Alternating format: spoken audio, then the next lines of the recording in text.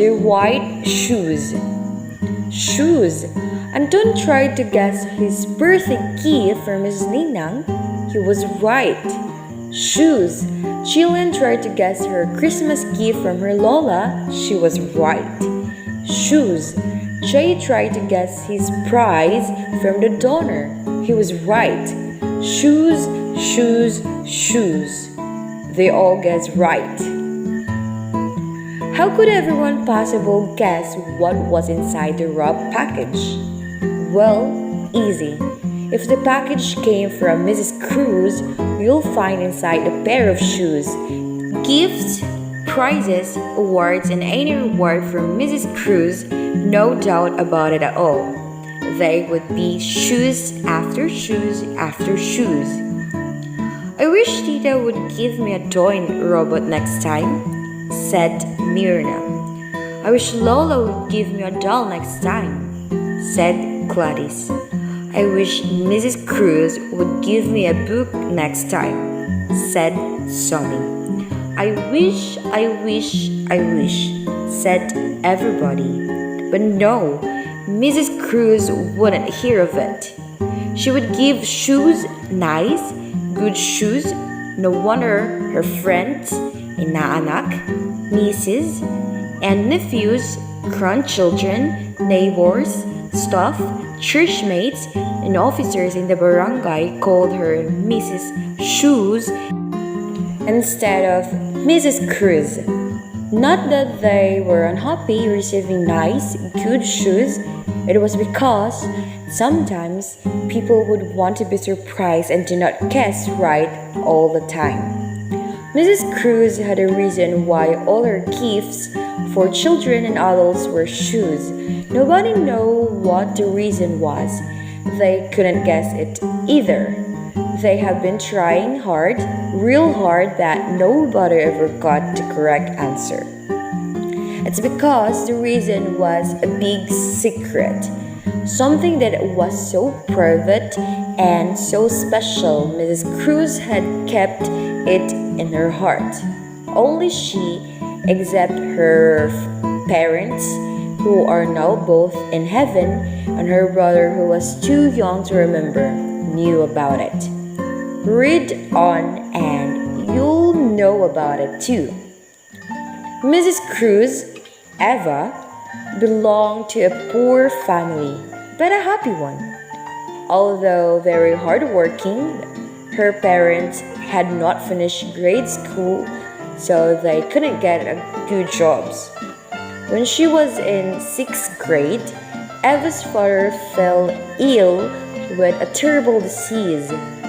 This left him coughing most of the time and bedridden. He needed a lot of care and a lot of money for medication. Anak, take care of your father while I go and wash clothes at the big house. Her mother will leave when Eva arrives from school. Yes, Inang. Also try to keep your brother with his assignments. Yes, Inang. One day, Eva informed her mother, we're told to wear a white dress and a pair of white shoes for our graduation. Eva was worried this would be a big problem for the family. Oh, her mother paused, thinking very deeply. I don't have to attend, Eva suggested, knowing her mother could never afford to buy her graduation outfit. By the way, Inang, I'm in the honor roll, she said as an afterthought. Honor roll? Her mother exclaimed with joy overflowing. You have to be at your graduation, Eva. It's a very important event. I'll find a way to get you a white dress and white shoes. Then her mother moved around quickly. She asked her vendor friends in the market. She asked her relatives across town. She asked their neighbors who didn't think graduation was all that important. Finally, Eva's mother was able to borrow a dress, but not shoes. This is too tight and too short, Eva complained when she tried on the dress. Well, that was years before miniskirts were in fashion. It's not that bad, said her father from his bed. Not bad at all, said her mother. Well, yeah, maybe not, Eva replied. But I still don't have white shoes. You have your old black shoes, don't you? You can just paint it while, her father suggested. That's a good idea, Eva's mother added. And so Eva, her brother, and her mother scrounged around for a white paint everywhere. Under the bushes, through the manholes, between the fences, inside the broken pails, and atop dented drums. Finally, they found a can of leftover paint beside the overflowing garbage can. Eva carefully painted on her black shoes. Looks good, Eva's brother remarked. Eva didn't think her white shoes looked good. They looked great. Then came graduation day. The school basketball court was decked with white paper flowers, and the girls were all dolled up in their ruffled white dresses. Eva felt so ashamed and out of place. She wanted to run home. But in the audience were her mother and her brother, waving and smiling at her. She also thought of her father in bed, who said, Eva, even if we have so little, you have achieved so much.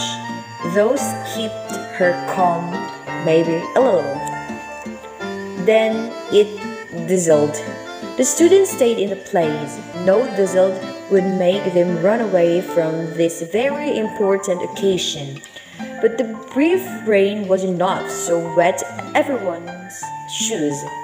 Oops! Eva's great white shoes suddenly had tiny polka dots. Eva wailed silently, No! Then the white paint was turning into black stripes. No, no! When her name was called on stage, her shoes looked like ink blots. No, no, no! Then they turned back to soiled black. Eva turned red. Eva turned cold. Eva turned into a zombie. He was so embarrassed. She wished she turned as black as her shoes and disappeared in the shadows. But the audience, her teachers and principals were clapping so energetically. Some of her classmates even chanted her name. Eva! Eva! Trying hard to be brave, she went up on stage and received her diploma and the recognition given her. At home, she presented her honor certificate and diploma to her father. Eva had never seen her father smile that big since he got sick. I'm so proud of you, Eva. I'm so sorry I couldn't be there to watch you. I was there, her little brother replied. Eva sat on the side on her father's bed. Her mother sat on the other side and said softly, Anak, there is nothing to be ashamed of. There is everything to be proud of. You are smart, and despite all the work at home, you made it to the honor roll. Success is not about a white dress and pair of white shoes. Her father coughed and coughed, but when he stopped, he said, Success is all about making the most of what you have been blessed with and being thankful for them. Eva went on to high school and then to college, earning scholarship and taking on odd jobs to support her studies. Graduating with honors, again, she was hired and trained by a big international company. A few years later, Eva went on her own and became the successful businesswoman that she is today. She now has a large company with different departments. One of them includes what she calls her Thanksgiving section, a section with skilled shoemakers who make nice, good shoes that she gives away so that nobody would ever be without shoes. Today, not a week passes by that Eva doesn't hear her father's voice in her heart. Success is all about making the most of what you have been blessed with and being thankful for them. So, Jenna gets why Eva, or Mrs. Cruz, or Mrs. Shoes loves giving shoes to everyone.